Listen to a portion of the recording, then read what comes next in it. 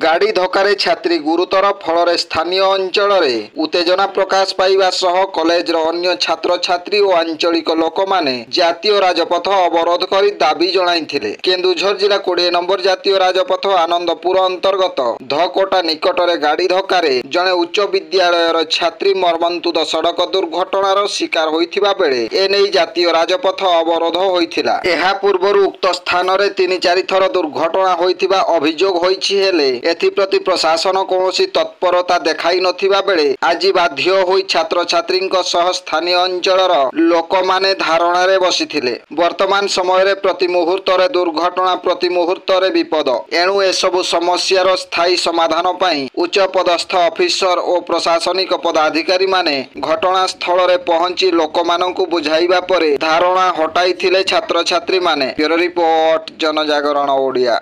Video गुड़िक आपण मानकु भल लागुथिला आम चैनल को सब्सक्राइब करने सह लाइक शेयर करने को भूलंतु नहीं।